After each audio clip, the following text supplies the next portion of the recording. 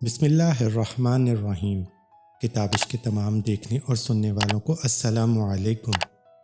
ناظرین اور سامعین، قدرت کے بھی اپنے اصول ہوتے ہیں جس سے تجاوز کرنا حضرت انسان کو بھاری پڑ سکتا ہے، اور طریق گواہ ہے جس نے ایسا کرنے کی کوشش کی اس کا انجام عبرتناک ہوا۔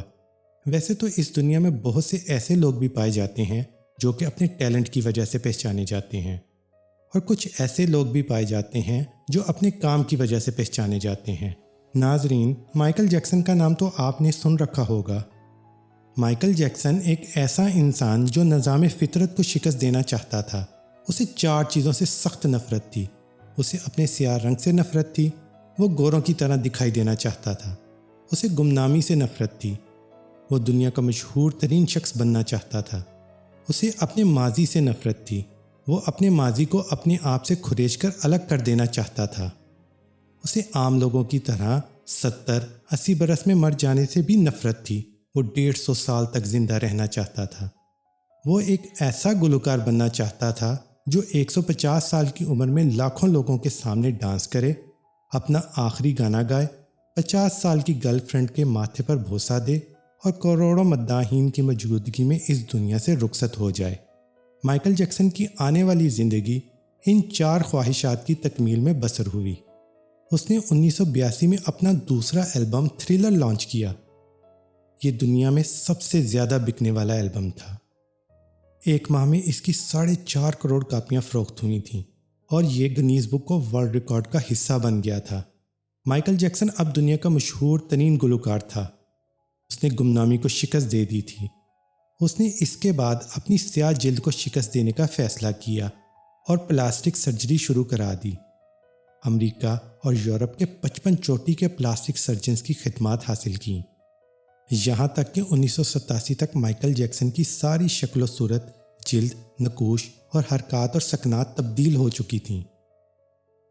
سیاہ فام مائیکل جیکسن کی جگہ گورا چٹا اور نسوانی نقوش کا مالک ایک ایسا خوبصورت مائیکل جیکسن دنیا کے سامنے آ گیا۔ یوں اس نے اپنی سیاہ رنگت کو بھی شکست دے دی۔ اس کے بعد ماضی کی باری آئی۔ مائیکل جیکسن نے اپنے ماضی سے بھاگنا شروع کر دیا۔ اس نے اپنے خاندان سے قطع تعلق کر لیا۔ اس نے اپنے ایڈریسز تبدیل کر لیے۔ اس نے کرائے پر گورے ماں باپ حاصل کر لیے اور تمام پرانے دوستوں سے بھی جان چھڑا لی۔ ان تمام اقدامات کے دوران جہاں وہ اکیلا ہوتا چلا گیا، وہاں وہ مصنوعی زندگی کے گرداب میں بھی پھنس گیا۔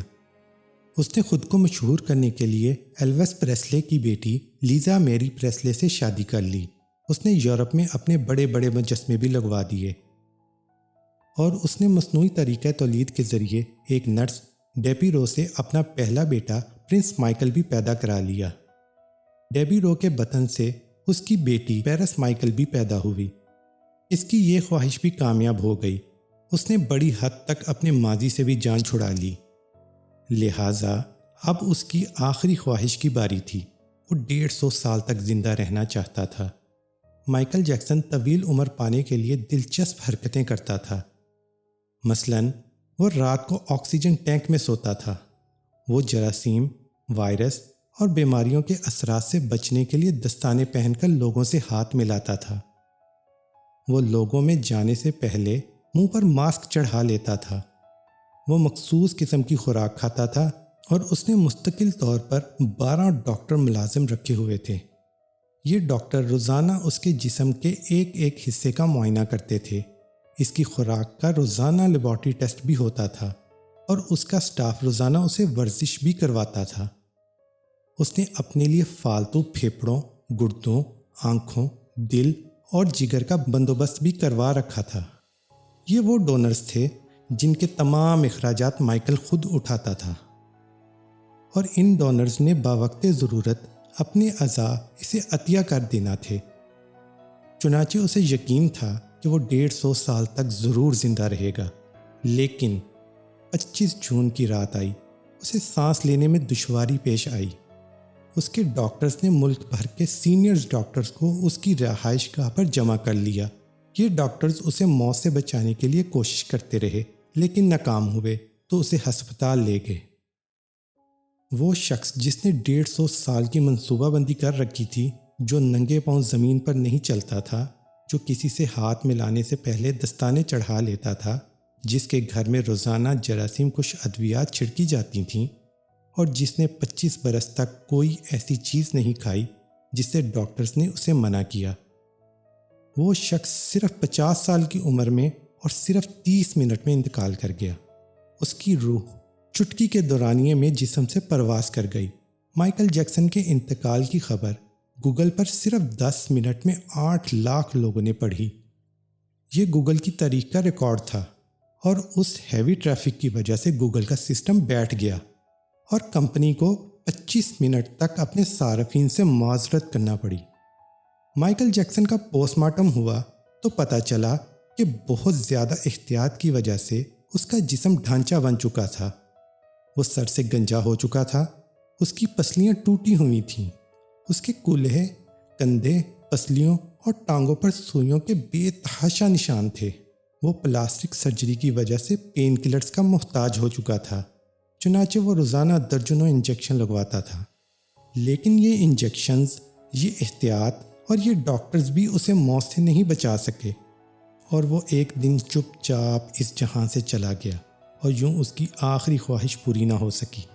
مائیکل جیکسن کی موت ایک اعلان ہے۔ انسان پوری دنیا کو فتح کر سکتا ہے، لیکن وہ اپنے مقدر کو شکست نہیں دے سکتا۔ وہ موت اور موت کو لکھنے والے کا مقابلہ نہیں کر سکتا، چنانچہ کوئی راک سٹار ہو یا فرعون۔ وہ 2 ٹن مٹی کے بوجھ سے نہیں بچ سکتا، وہ موت کو شکست نہیں دے سکتا۔ لیکن حیرت ہے کہ ہم مائیکل جیکسن کے انجام کے بعد بھی خود کو فولاد کا انسان سمجھ رہے ہیں۔ ہمارا خیال ہے ہم موت کو دھوکہ دے دیں گے، ہم 150 سال تک زندہ رہیں گے۔ اگر آپ کو یہ ویڈیو پسند آئی ہے تو اسے لائک کریں، شیئر کریں اور کمنٹ سیکشن میں اپنی رائے کا اظہار ضرور کریں، اور کتابش کو سبسکرائب کریں۔